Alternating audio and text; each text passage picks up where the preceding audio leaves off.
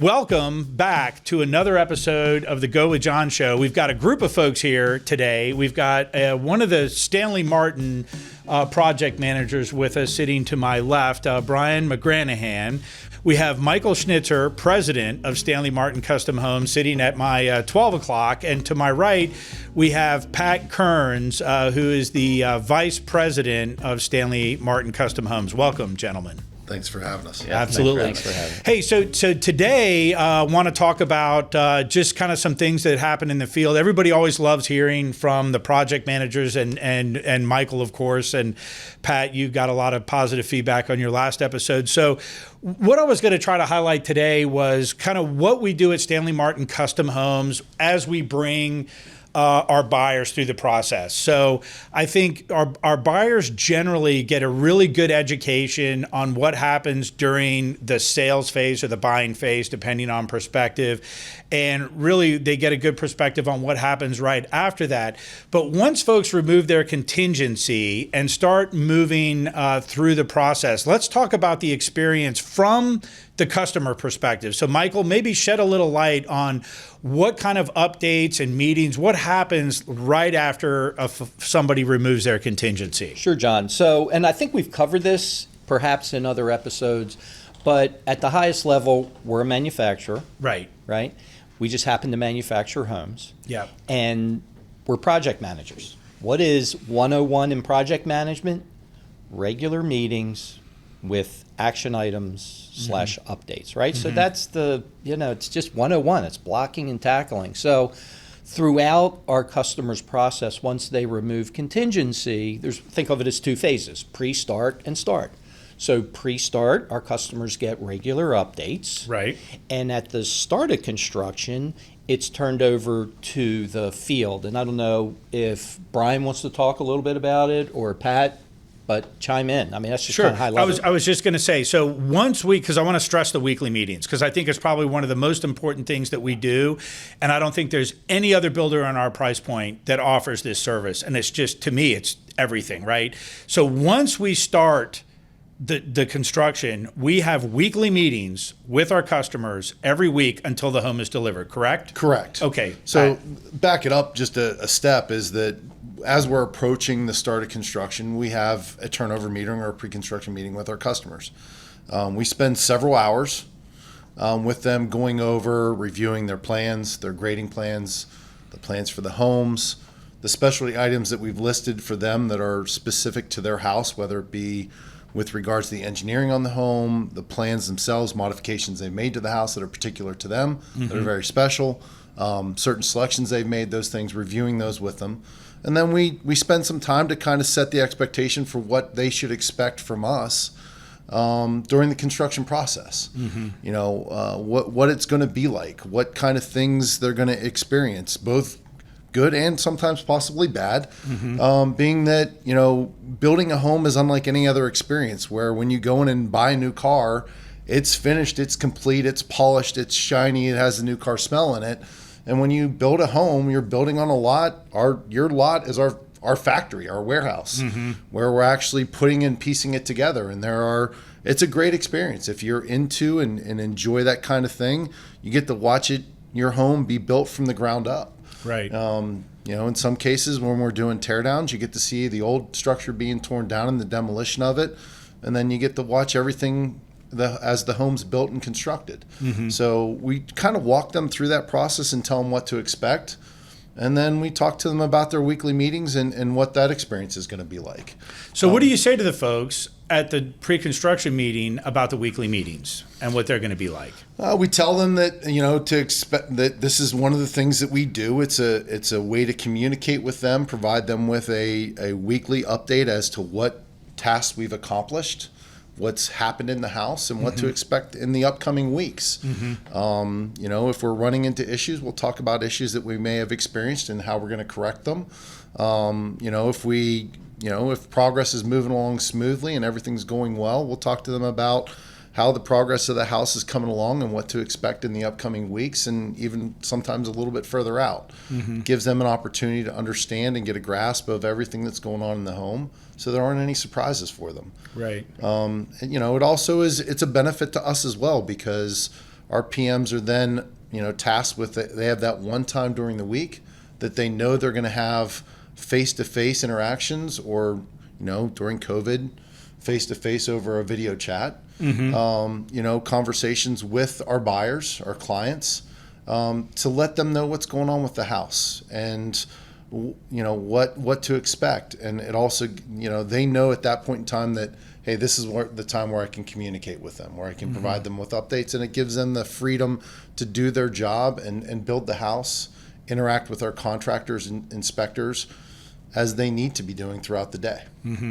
Good. Yeah, and it's interesting because it's like once you kind of get in the groove of having the weekly meetings, it's the same time, the same day every week, and it's like the customers, at the beginning are contacting you more often with questions and concerns, and then once you kind of get in that groove, they know that that's the time and place to bring it up and discuss it with us, and I think it gives us a good opportunity to use that time to kind of educate them of how the process works and keep them up to speed on what the next step's going to be, what the expectations should be, and it makes it to where it's a great management tool of keeping everybody informed. Right, and I think the customers probably love knowing what's going on, and they have the ability to spend time with you, Brian, as a PM, to learn about what's going on within the construction of their home. Yeah, and I would say the other thing from a high level is accountability, because it's accountability on both sides of the fence. We have to be accountable to the customer with deliverables, but the customer will also have deliverables. Oh, well, sorry, Brian, we didn't get you the information you needed this week, but we'll get it to you next week. Well, we take meeting minutes. Right. So we can look back at this and, several months pass by, and sometimes customers forget and say, well, let's go back and look at our meeting minutes and see what transpired on what day. Or in what week. So I think, level of accountability, and then probably Brian is more equipped than either Pat or I, but trying to hone in on that weekly meeting versus having customers contacting you ad hoc during the day. It's that 80-20 rule, Right. where 80% of the time we used to respond to customers and 20% build houses. Right. And now we flip the paradigm. Right. Yeah, and it's great because we can get an email or a text message from a customer with a question or something, and we can just say, hey, noted. I'm going to throw it on the weekly meeting, and then we can discuss it. Now, if it's something that's urgent that needs to be taken care of, obviously we take care of it then. Right. But there's lots of items that come up in the house that we don't need to address right that second. They're off in the distant future, maybe 6 weeks out or something. I have customers that'll bring up something about the hydro seat or something, and we're weeks away from even finishing the grade. So it's just something you can put on there. You're not going to forget about it, and then you just keep a placeholder there, and you can use that tool to, make sure that you're keeping track of it. I think the other thing that I noticed from the experience is that it reduces the stress level of the client or the buyer. Obviously, because there's that known entity that they have out there that they know they're going to be communicated with on a weekly basis. They're provided with a download of information on what to expect and what's going to happen with the home. It's a learning process as well for people that it may not have been through it prior to it, that may not understand the steps and the stages that go into building a home and the complexity of it. Right. So it reduces a lot of that stress value that's there when you're going through that process. I mean, let's look at it from the overall perspective of it's one of the larger, if not largest, investment you're ever going to make. You're not buying a finished product; you're watching it come from the ground up, and there can be a lot of stress involved in that. With, hey, is this wrong? Is that wrong? Is this, what should I expect? And you have a person that's meeting with you once a week to go over that and kind of lessen that blow, and kind of give you a perspective on what you should expect and what's going to happen down the road. Right. And I think when you have the weekly meetings, you're getting, at least what's going on too, right? Because if you don't have the weekly meetings and you're only talking to your PM once a month or once every 6 weeks, it could be nothing happened for a month, right? And then all of a sudden, the consumer, and this is not with our company, right? This would be with another builder, is realizing, wow, you guys haven't done anything for a month. That would never happen at Stanley Martin Custom Or Homes. why didn't you let me know I needed to do X and give me, Y weeks of lead time, Right. Where we cover that because we're looking out in the future. What do we need to do now to put us in a position to succeed?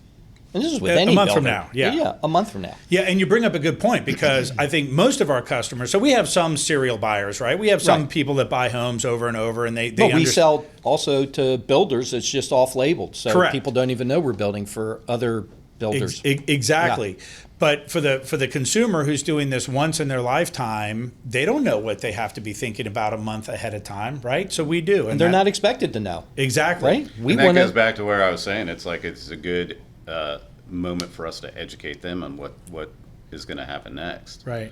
So let me ask you, Brian. So what happens? So obviously, when you just start the construction and you're doing the demo, what do your weekly meetings look like? Are they shorter because there's not a lot more to talk about, or It is, give us some and perspective? that's something that we at least I go over with the customers. When you're doing the foundation, there's going to be a whole lot to talk about. Right. I mean, the weekly meeting, they're going to come out. You're going to kind of tell them about the foundation, tell them about the systems that we put in there, drain tile, like how the build is progressing. And, at the next meeting, there's probably not going to be a ton of stuff to go over. But then once you get up to like drywall and there's more things going on in the house, it's like that's when the meetings start to Mean something. Yeah. And there's a lot more to cover. There's a lot more questions that they have. And there's also time for there's just certain time frames throughout the build where it's not a lot to cover, and then other times when, especially once you get kind of towards the end and you're getting close to getting the Right. occupancy permit. So I There's a think lot. Brian hit a good thing that all of our PMs, I believe, do this, where we're constantly educating. So if the back office has gone through various details, and Pat and Brian at the pre-construction meeting are going over that, you have to tell a person several times the same thing for it to sink in. So when Brian is going out and looking at the foundation and explaining how the drain tile system works, and now they get it, right? Because now Right. they can see it, even Right. though they've been told probably 5 or 6 times, kind of the coin drops, so to speak. Yeah, and it really engages them into the build, so I think it makes it a better experience for them if they actually understand what's going on and how their house is being built. I've had customers tell me in the past, like, that they really had, it's a first-time home buyer that's building anyway. Right. Maybe not a first-time home buyer, but a first-time building a house, and it's like they really learn a lot about how that whole process is, and I think they enjoy it. Yeah, and that's what, to Pat's point, it gives them a lot of comfort, right? Because Right. if you see how the waterproofing goes in and the drain tile just using they're like, okay, I can kind of relax pretty easy. I saw this going in, and Brian explained it to me, and right, so they sleep better at night. Yeah. To When Pat's they move, point, when they move, not only going through the process, but when they're living in their Yeah, home, yeah. they know it was built properly. Right. Yeah. And I would say the other thing that the three of us, Pat, myself, and Brian, are supremely connected or tied into right now is on the corporate level, we have a team of people managing our commodities, right? And we do have some supply, even in a steady state environment, you can have supply chain issues, Sure. right? But they're just, coming out of the pandemic, there just happens to be a lot more supply chain issues. Right. So we are, on the corporate side, reaching out to suppliers. It could be daily. Right. We're looking for the weak links because we want to get instantaneous feedback, and that feedback, as soon as we get it, flows down through construction, and then we're able to tell the customer, hey, this is what you should expect, Right. in terms of potential delay, but more importantly, we are ahead of the curve versus perhaps any other builder in the area because we've gotten communication as a top 20 builder Right. that we need to get our orders in quickly. So Right. there is some savings in terms of time frame. Yeah, so today we're having this conversation in July of 21, and we're 18 months, 16, 15 months into this pandemic situation, and we certainly. You want to talk a little more about the supply chain challenges that we've faced, and then we can take a break and we'll come back and talk more about what happens at weekly meetings when we get to the drywall So phase. I think, and Brian and Pat can talk about this as well, excuse me, based on best known information on a daily or weekly basis, we have to change our lead time processes. So it could have been in the old days, right? Right. X months ago, we would order windows and doors, at foundation. I'm just picking that. Now we have to order it well before we even start construction because of the lead time. Right. Is that Yeah. a fair example? Yeah, I mean, so absolutely. we're managing that, whereas most builders don't or may not know what the specific lead time is. And even if we're ordering a month before we start or whatever it is, there still could be a potential delay. Right. But at least we're way ahead of it. Yeah, I Right. mean, I'll say that the purchase power that Stanley Martin has as a whole, not just from the custom home side, but as the production side, which we buy into, provides us with a greater avenue and understanding of what we're going to experience. That being said, it's a constantly changing dynamic. We're going from periods of 4 to 6 weeks lead time for appliances to 2.5 to 3 months, and sometimes it's happening overnight. Right. So, it's a matter of adapting, getting that communication and finding out about it and discovering that all of a sudden that's changed overnight for us. Right. And then how quickly can we adapt to it and adjust our lead time schedule for future homes, and then what do we do for the homes that are already in the process of being built that we need to adjust on. Right. And it's in the last 6 months, it's becoming a more prevalent part of our day-to-day business operation. That's something we have to be completely focused on and paying attention to on a daily basis. Yeah, and I think you bring up a lot of really good points in that there are different people in different places in the process, right? So for new buyers coming into the process today, it kind of is what it is, right? And it's been on the news and everybody knows, and they just accept that we're in a challenging time with the supply chain, and there's really not that stress. But then you have people that kind of started this process when we were in more of a normal condition that may be experiencing more stress with this news, right, Brian? And you're on the front line with them. So how are you dealing with that when you're having your weekly meetings with folks and everything's going along great, and all of a sudden, we've got two things. A, you've got to deliver, let's just call it unfortunate news about delays. And then the second piece of that is, how are you communicating what the data that you're getting from corporate about the supply chain issues in your weekly meetings? It's really falls back to just as soon as we find out about it, letting them know and then setting their expectations. So a good example is like windows.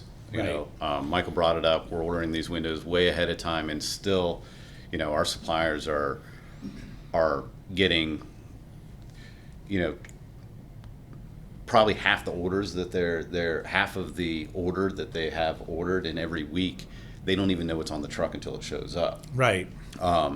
So with the critical path items like windows or insulation or something like that, it's like there's not a lot we can do with changing the schedule. But when we used to run our schedules out, you'd set dates. Now I'm actually getting feedback from our trade partners, and if it isn't a critical path item, it's almost like I place that and work the schedule around Right. where those things are coming in. Yeah, but I would say one of the things that helps to some degree is, so for instance, our window supplier has allocated a large warehouse just for our company to house windows. I mean but it's for thousands of houses, Right. not at one time in a warehouse. So at least we have some leverage to soften the delays. Yeah, and that's across the board. It's not just with our big suppliers like, that do our windows and doors, but we have a large group of valued contractors that have worked with us for a long time that we have great relationships with, that are taking the steps as far as storing hot water heaters in their own personal garages to make sure that we have enough to be able to put them in the homes, and ordering stuff so far out in advance that they have to store them, in their own personal homes, other places that they can find to make sure that we have them when we need them. Yeah. So that, I have to tip the hat to the contractors that we work with as well, Right. that are a valuable part of this process, that are taking these extra steps to make sure that, that we are able to keep this process going as smoothly as we can. And like Brian said, the biggest part of this is open communication, right? We talk about the weekly meetings that we have, and that's a big part of this, because when we sit down, we're noting when we run into these adjustments. Right. In timelines and lead times. And if we can, we'll amend the schedule to tweak around and work around those items so that we can keep the progress of the house moving forward as best we can, so that it doesn't, the change in the lead time isn't the full impact on the house. Right. If we experience an additional 4 weeks, we're working other things to try to get around that, so that maybe it's a 1 week delay or a 2 week delay versus a 4 week delay in the process.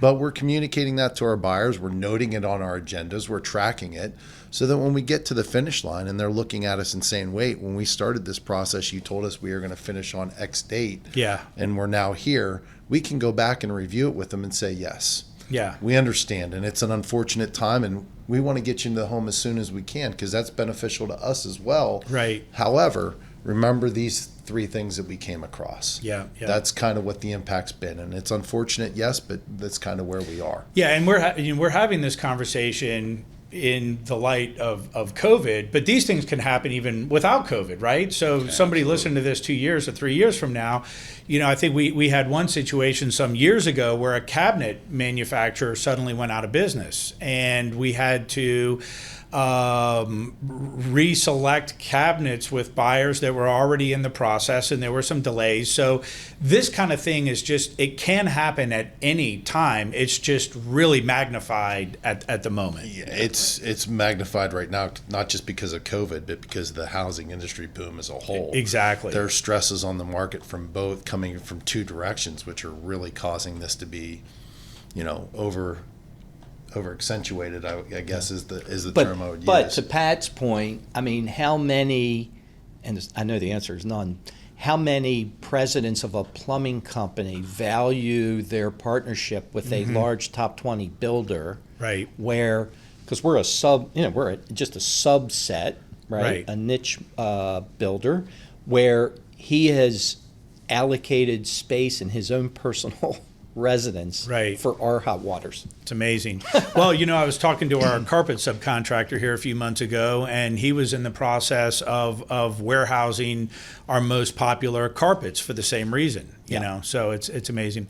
All right, well, we're going to take a quick break. I'm here with Brian McGranahan, Michael Schnitzer, and Pat Kearns. We'll be back in just a moment. A lot of folks think that building a custom home is a complicated and arduous process. It doesn't have to be. At Stanley Martin Custom Homes, we have the process down to a science. We will bring you through the buying, design, and building phase one step at a time. Head on over to webuildonyourlot.com and check us out. Reach out to us if you want to get started on the path to your very own Stanley Martin custom home. So we are back and talking with Brian McGranahan, Michael Schnitzer, and Pat Kearns. And Brian, let's go back to the weekly meetings for a second and refocus on that. So when you have your weekly meetings, you've got your kind of startup period where you're educating them on the foundation, and then really not a lot's happening, right? You're framing up the house.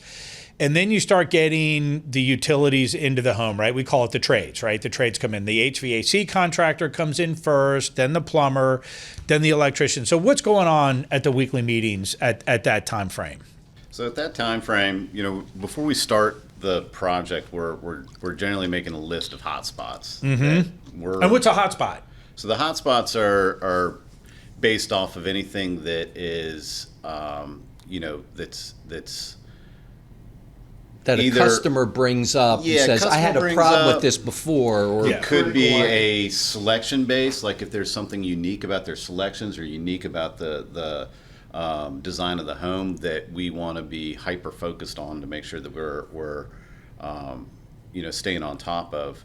And so those things will kind of carry from week to week. And then, on a general basis, it's like as you're going through the build, there's always questions that the customers are coming up with because they may not fully understand like what the next step is going to be, or how insulation goes in, or why is it that we only insulate the walls but there's nothing in the roof, because after we hang drywall then we're going to blow insulation in. Right. So it's just the process of building it and explaining that to them. Yeah, and like the fit and finish is what a lot of people are focused on, right? The structure of the home, the nuts and bolts, the things that hold it all together are what we're focused on as a builder, because we want the house to stand for a long period of time, Right. and be structurally sound.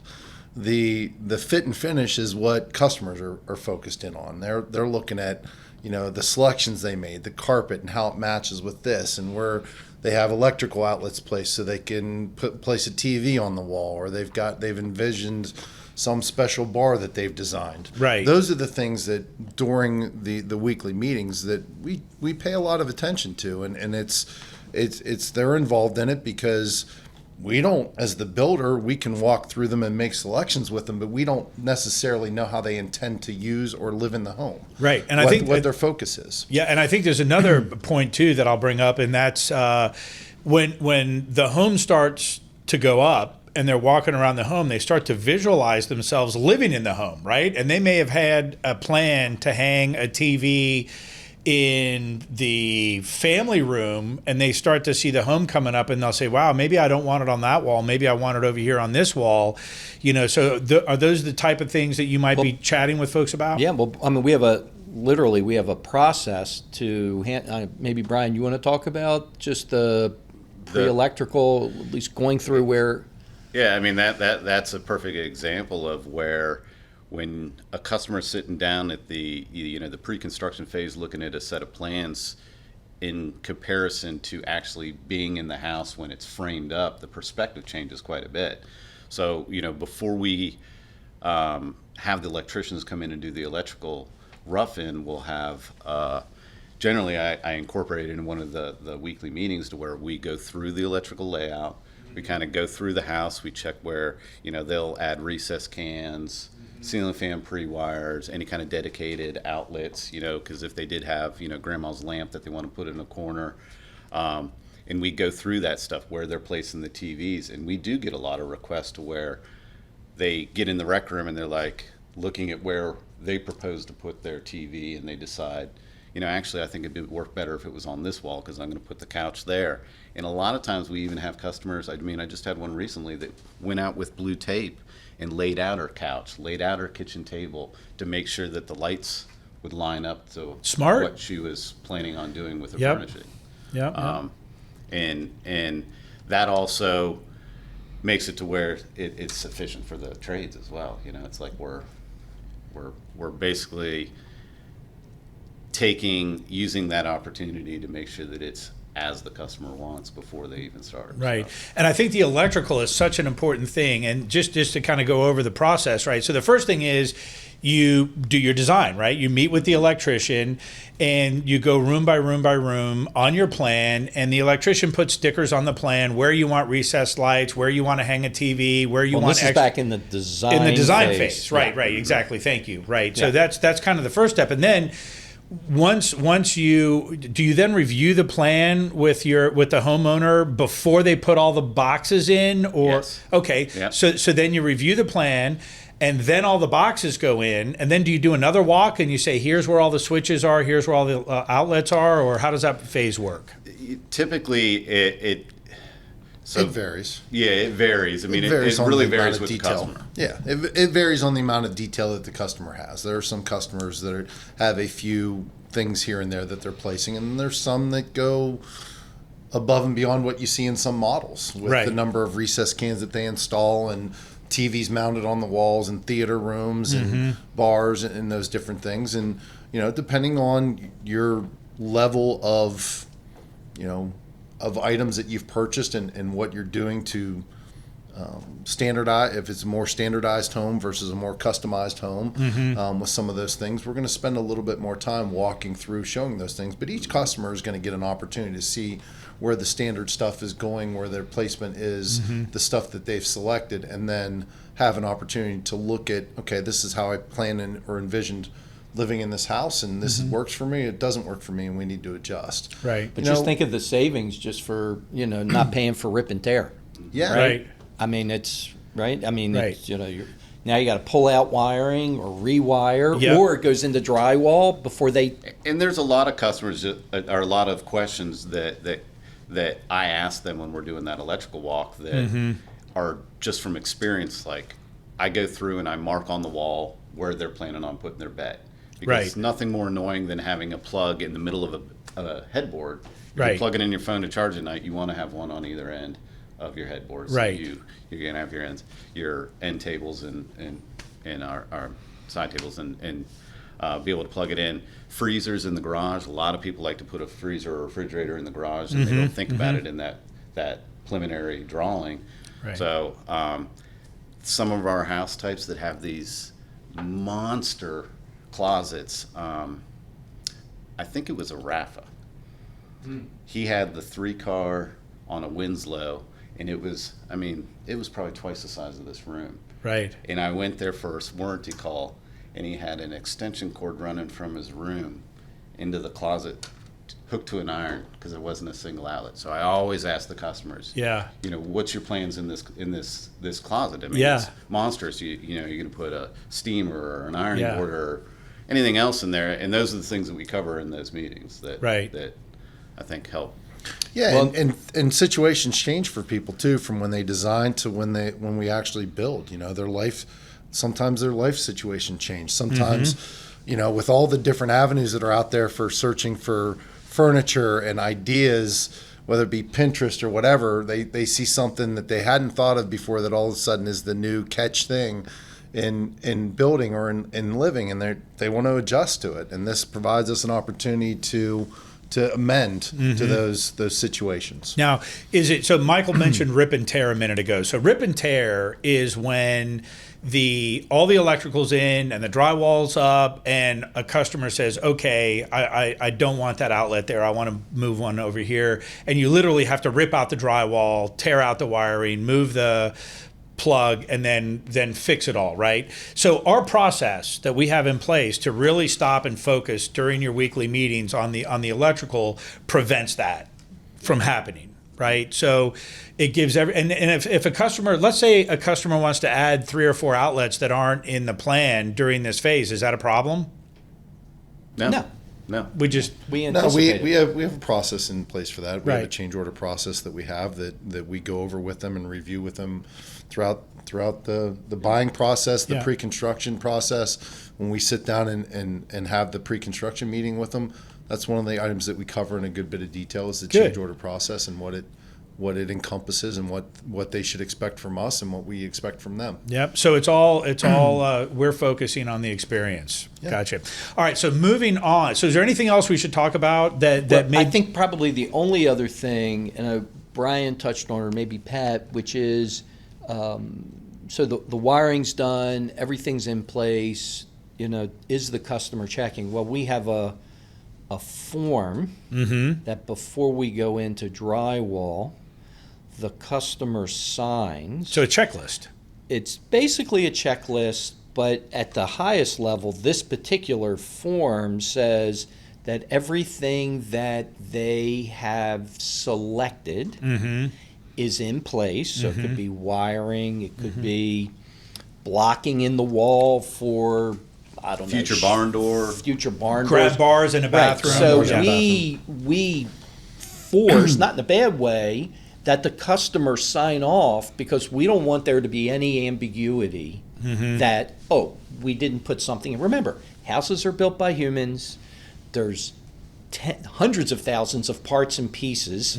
So by definition, something could be missed after one check, after two checks. So this is maybe the third or fourth check before we go to close in. Yeah, and I think the weekly meeting makes that a little bit easier process. My past experience with other builders is you meet with them and have a pre-con with them. The only other meeting you have with them is pre-drywall, and then when you close the house with them, and they're coming out at that pre-drywall meeting having a bevy of questions, cold, and it's a long drawn out process. Whereas with this, they're meeting regularly with our PMs. They're discussing and having an understanding of the process and what's going on and what to expect and what to experience. And when we get to by the time we get to the pre-drywall meeting and we're getting ready to hang drywall, it's minor in nature and it's less shock to the system. It's less stressful. They've already been through every weekly meeting and understand what to expect and what's going on. And have seen everything over and over again. It's a much smoother, much more regimented process that makes it less stressful for all involved. Right. And I think that having that form that they sign off on kind of just stops the homeowner and makes them realize, because it's easy to get caught up in the excitement of the build and you're doing all this stuff and and having that form is like, okay, wait a minute, I really got to stop and let me just focus. Exactly. Great word. So anything else happen before the drywall goes up? No. Bad question. So from a weekly meeting perspective, I really think this conversation we just had about the electrical is huge, because I think the homeowner, the buyer, is interacting with the switches and the outlets on a daily basis, right? But John, we have that. Brian knows it, and so certainly Pat. I mean, we have it with HVAC, and where the thermostats are located and supplies and returns.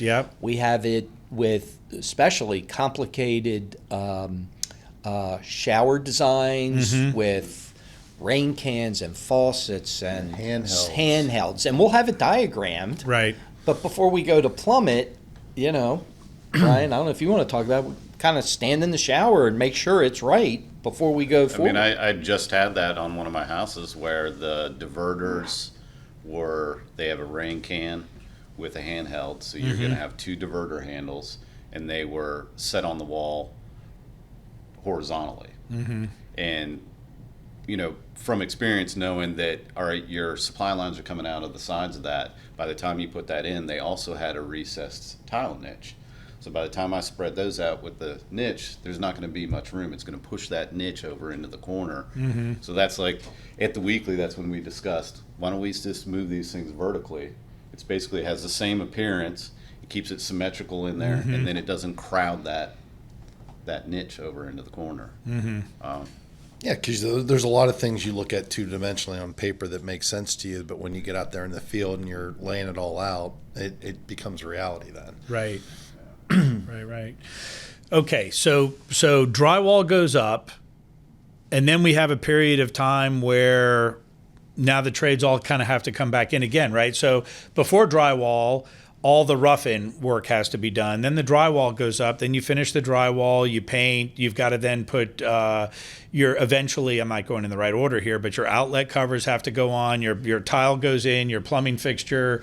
But John, probably one important thing is right when we get to that drywall phase, we're starting to think about finalizing the site work. Yes. Right. Good point. So I don't know if Brian or Pat wants to talk about, but now the house is up. Yep. We may have had an allowance for shrubbery and plantings because it's hard to really, as Pat said, two-dimensionally it's hard to see. Now you're standing in front of the house and it's graded out. Yep. What do you want? Well, we want to get ahead of that, meaning, Brian, if you want to talk about the process. So, typically when we're doing rough-ins, that's when I'll be bringing up the landscaper and scheduling to have a meeting. So we reach out to the landscaper, we give the homeowners information to them. They'll schedule a meeting. We'll meet on site. We'll discuss what they would like to have. We put a budget in the site cost, And it's one of those things where they can go under, they can say, no, I want to go right with the budget, or the sky's the limit. So what that means is maybe they budgeted $5,000 for landscaping. Yes. Right. Yeah. And they'll meet with them and they'll say, okay, well, my grandma's house had this pretty cherry tree out in the front. I want one of those. And whatever shrubbery that they want. And we try and get that proposal back to them around that drywall phase. That way we can get it to the office. I mean, we're still weeks, maybe even months away from actually installing it, but we're trying to get ahead of the game so that we know, get it scheduled, what that site cost is going to be, so that on occasion customers want to know, like, okay, where do we stand on the site costs, because that's going to dictate how much money they want to spend on their landscaping. Right. And we've reconciled the site costs, but there are things just like what we're talking about where we say, you know what, let's not reconcile the actual cost for landscaping. It's just too hard and too much thought going into something that we know is going to change. Right.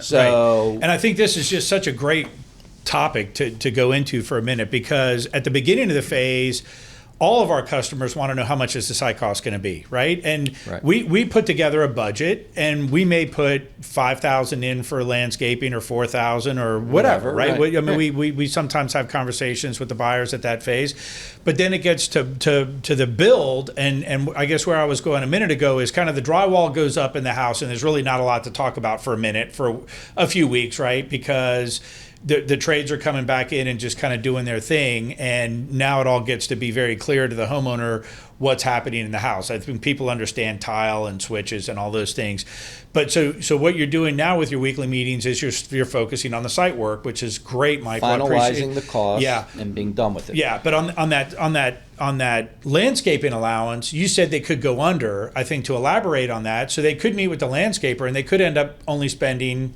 $2,000 on landscape. I mean. Yeah. So we've budgeted $5,000 and they spend $2,000. So now your site cost has just gone down by $3,000. Conversely, we have people who meet with our landscaper and they are purchasing landscaping at Stanley Martin cost. They have one opportunity to do it. So they begin to realize the value they're getting. And we've had people spend $40,000, $50,000, $60,000 on, I mean, more. I mean, no, absolutely. So I mean, you can add in hardscaping, right? There's things you can do to, put a little walkway in, pavers, retaining walls, all types of sprinkler systems. All types of things that you can add on to it. We have people that, in a good market sell their home for more than they expect to, and they're adding stuff into the house because stuff they had initially intended or wanted to do that they had to maybe cut a few corners on because they were trying to be smart. Yep.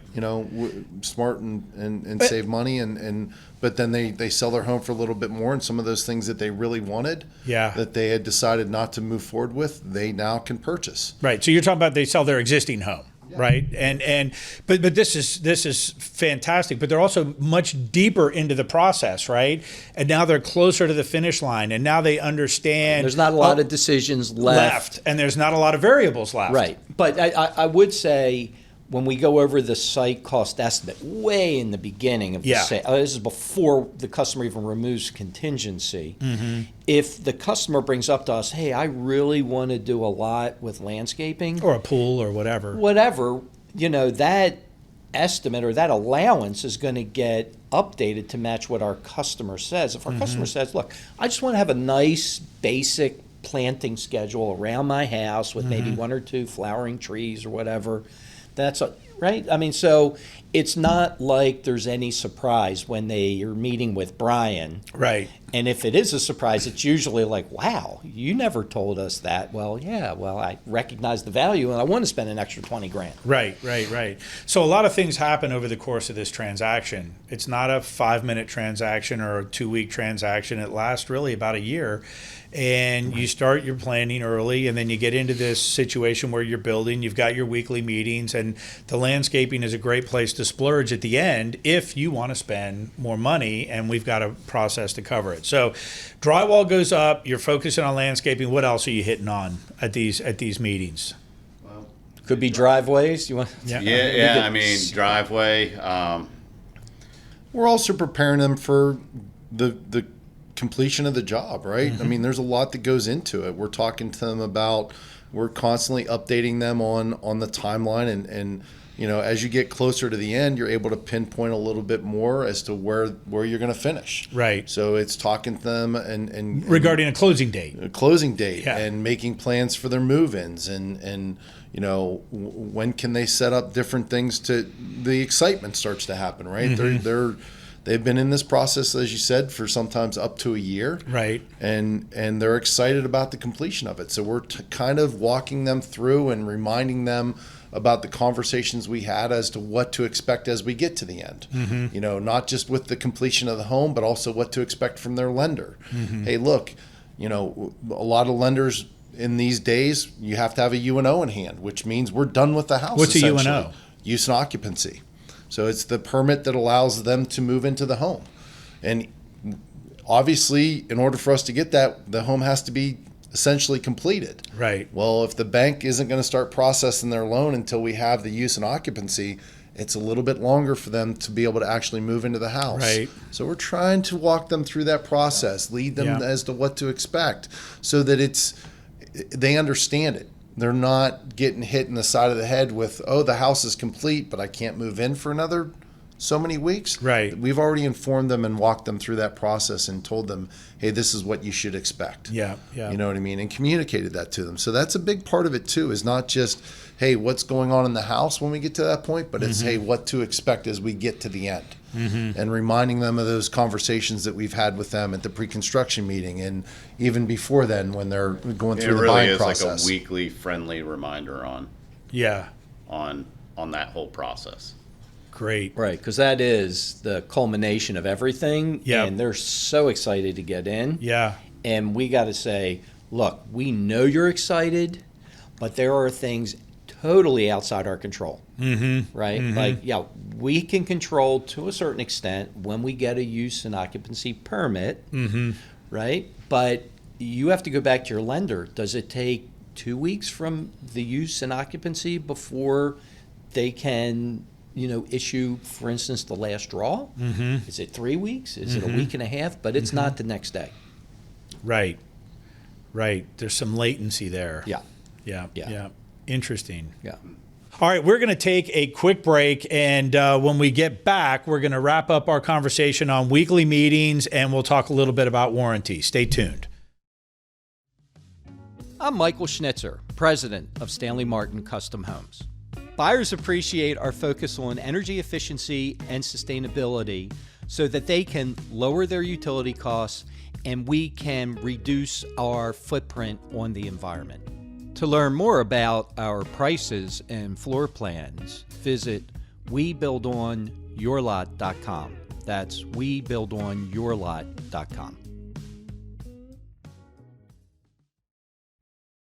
All right, welcome back. I'm here with Brian McGranahan, Michael Schnitzer, and Pat Kearns, and we're going to close out our conversation today about our weekly meetings, and then we'll talk a little bit about warranty. Brian, as we close out this conversation, can you tell us a little bit about how the weekly meetings are structured? What happens? Yeah, so the weekly meetings are structured. It's kind of has several sections. So it starts out with meeting notes from the previous meeting. So you kind of use that as your placeholder to where you're keeping track of anything that needs to stay on there. Ongoing open items. Yes. So those are your action items that were from the week past. And then when they are complete, we usually leave them on there for a week and then just kind of put on there, hey, these are complete, and then we'll let them fall off. Right. The next section is new, like change orders, any kind of change orders that we want to keep track of, because our change order process, if you request a change order, it's going to go on there. It may take purchasing a week or two, depending on the complexity of it, to get pricing back, and then once we get the pricing, then we'll review that at the weekly meeting, or if it's in between, we may just contact them and say, do you want to do this? Do you want to move forward? And then once those items if they accept them, we send the change order out, they sign it, then that'll drop off. We'll have the next section is usually what's coming up in the next couple weeks. So once you kind of get down towards the end of the build, all these things, there's less and less because all the action items are falling off. They're not putting in change orders at the end of the build. Right. The trades that are coming into the house, it starts just winding down to just doing those touch-ups, those final polishes on the house.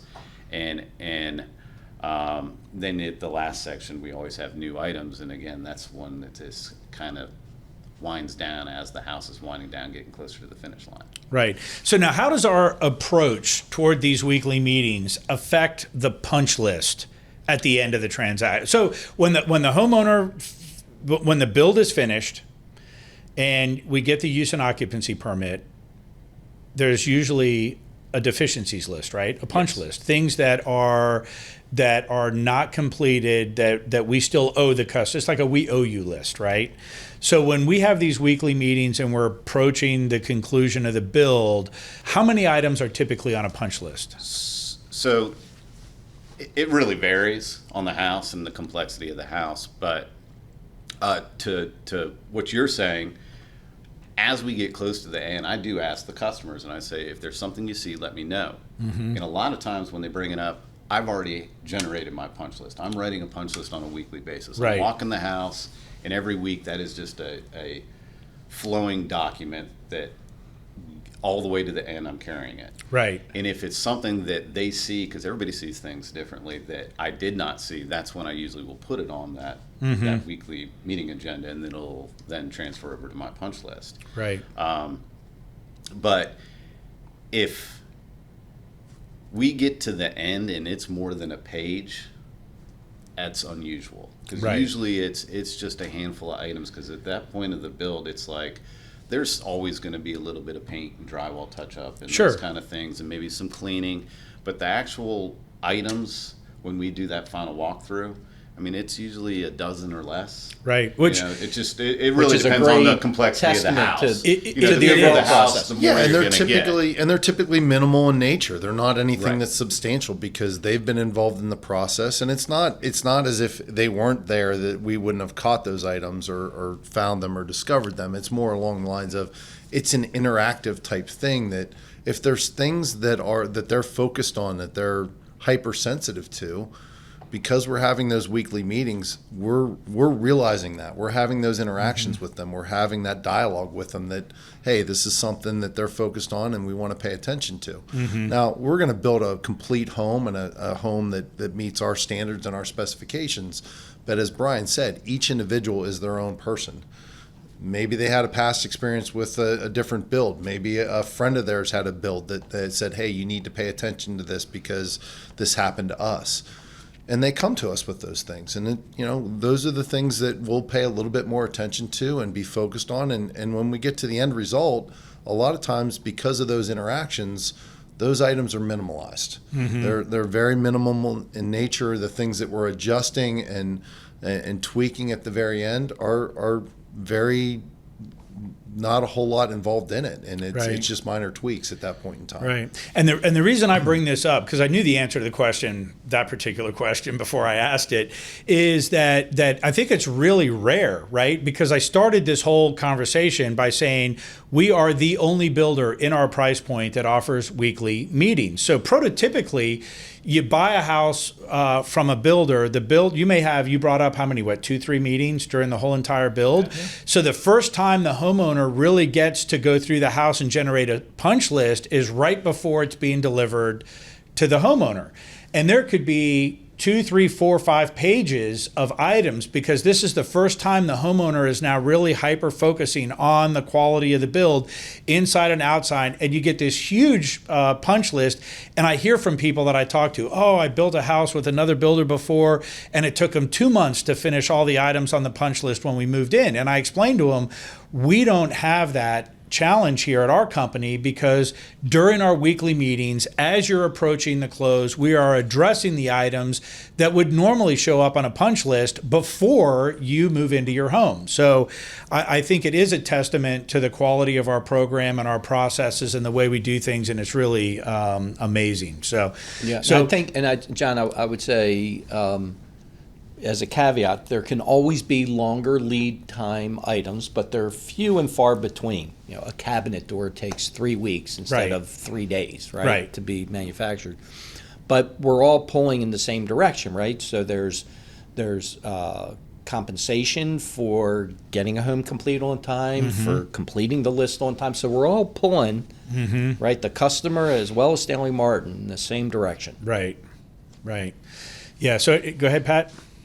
No, I think overall the process with the level of communication that we have makes it go a lot smoother at the end. And look, like we talked about before, this is a long process. Let's not kid ourselves. You're designing a home, you're taking it through permit, you're making all these selections, then you go through the time to build it. It's been a long process. So by the time they get to the end, they're a little worn out sometimes. They're stressed out. They've got a lot of things on their mind with regards to moving out of wherever they're currently living, getting their kids set up in the new school if they're moving into a new area, all those things. And the hope is that through this process that we're taking some of that stress away and taking the burden of that away and making that transition for them a lot easier. And that's important for us too, because hey, if they're not stressed out and uptight about what's going on, it makes it a lot easier on us as well, and it makes for a happier customer in the long run. Yeah, and the measurable is the customer satisfaction, right? So we have incredibly high scores. I know over the last year, we're still running 100%, which is pretty good. What does 100% mean? 100% of our customers are satisfied with their home and would refer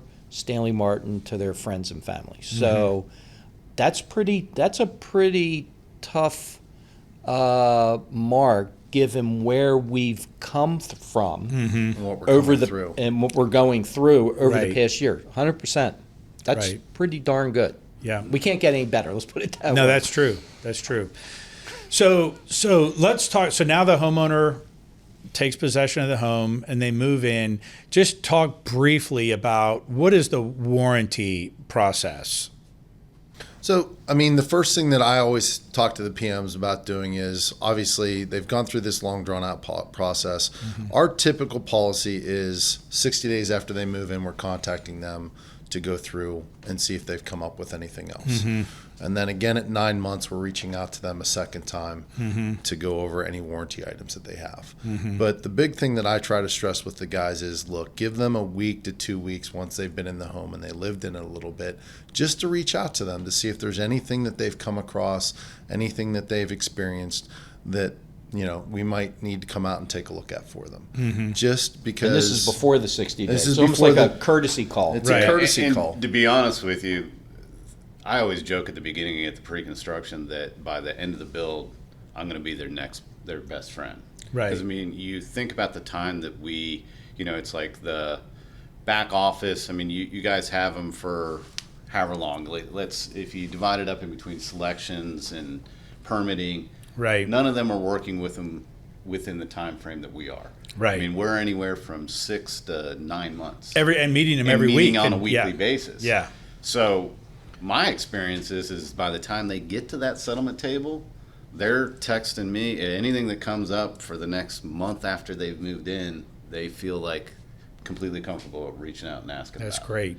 And I've had, multiple customers that it's been years after they're in the house that are still reaching out to me, texting, "Hey, I know we're out of warranty, but this is a situation." And even if we're not going out and still fixing, at least give them the guidance to put them. And it's a bevy of information they're getting. You know what I mean? We're talking to them when we do the new home orientation about where all their shutoffs are for their gas, for their water, for how to run their HVAC system, and all they're concerned about is I need the keys to be able to move into the house. You know what I mean? So they're you're trying to get them to focus on, hey, these are the things you need and to be able to live comfortably in the home, and for you to maintain the home yourself. Right. And we want to make sure they get those things and understand them, but that, like Brian said, there's a lot of those little things that they're not focused on it. They want to move in and set the beds up and take a nap. Exactly. Exactly right. Enjoy their house. That's why we have that. I talk to the guys about doing that little courtesy call. If you haven't heard from them, reach out to them. Just make sure everything went well with their move-in. Make sure that there's nothing that's come up that's a major issue, just to make sure that they're still happy. Yeah. Yeah, fantastic. And we do tell them, obviously, we have these scheduled warranty visits, but if a customer has a running toilet, don't hold off until your 60-day list. I mean, that would be, it's almost Right. like, I don't have heat or I don't have air conditioning. You're not going to wait, Right, right? Yeah, It's- anything that's going to make you lose sleep at night, just contact us. And- right, right. And things, we build a great home, but things can happen. Well, they're going to Yeah. be warranted. I mean, whether Yeah. it's adjusting a door or Yeah. whatever it may be. Yeah, and You're that's gonna why we have a it. warranty. Yeah. Yep, fantastic.